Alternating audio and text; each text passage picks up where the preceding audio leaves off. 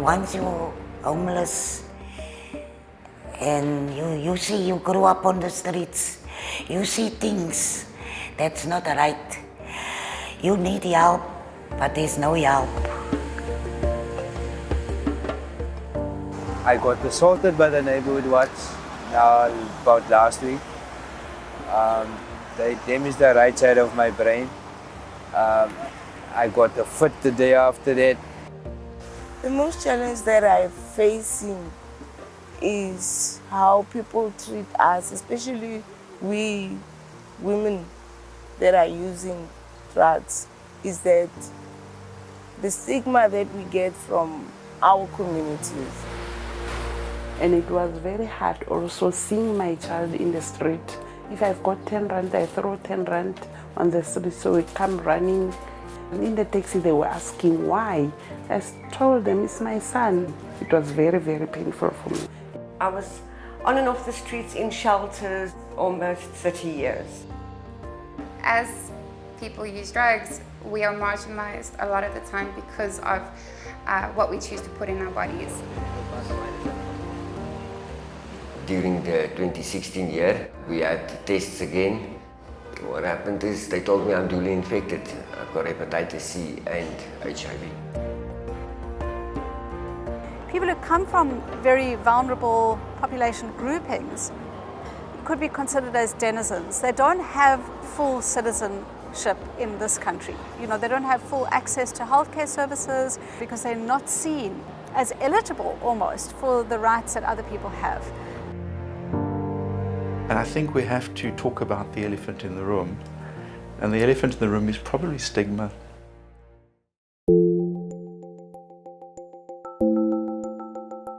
So the reality at the moment in 2020 is that we have a few harm reduction programs that include opioid substitution therapy, they include needle syringe services, and to some degree include some hepatitis screening and testing.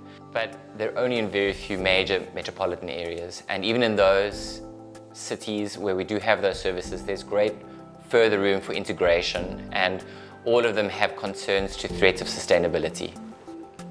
Substance users did not have access to the services that we are providing. The only thing they knew was rehab. And the success rate, especially when it comes to heroin, was very low. We actually give all the information and they decide, they set their own goals, and it's our job to help them reach those goals.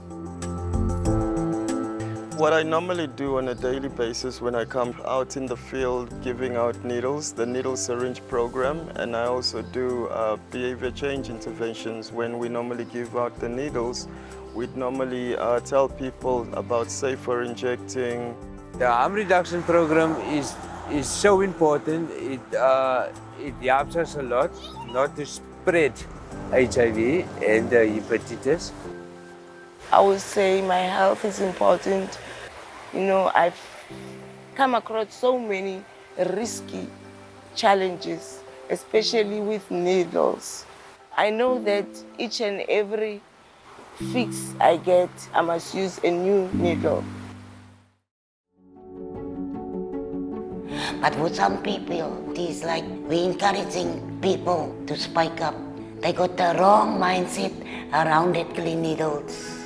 And the reason TB HIV is giving that clean needle is try to stop spreading Hep C, AIDS. There's a lot of things that goes with that clean needle. I would say some years ago, people were not aware that there are actually ways of dealing with substance use. There was really a despondency.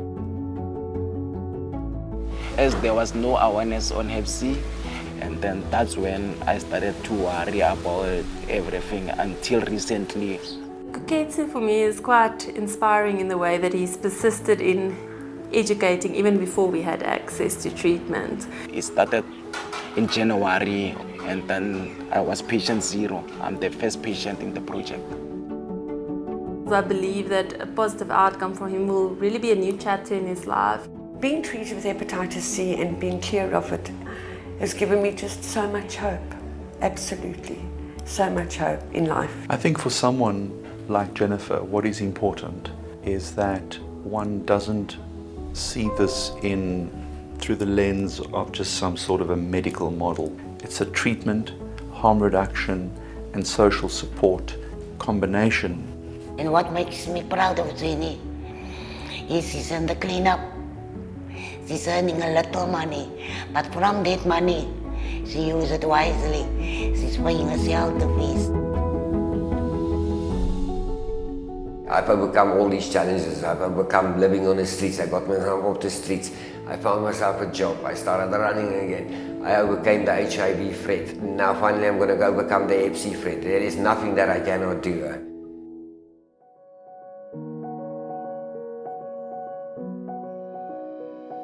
My dream is to see more centres like this. One on every corner. Because it's working.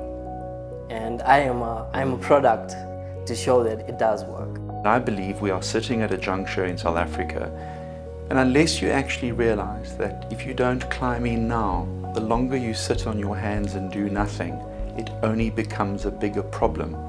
We learned the hard way with HIV. I think OST or harm reduction services must be part of the essential list of medicines so that we can get cheaper methadone. You know, if we're wanting to create a space of less harm for people who use drugs, it's really in the sort of space of ideology that we need to be working. Then we get a critical shift in understanding who people who use drugs are.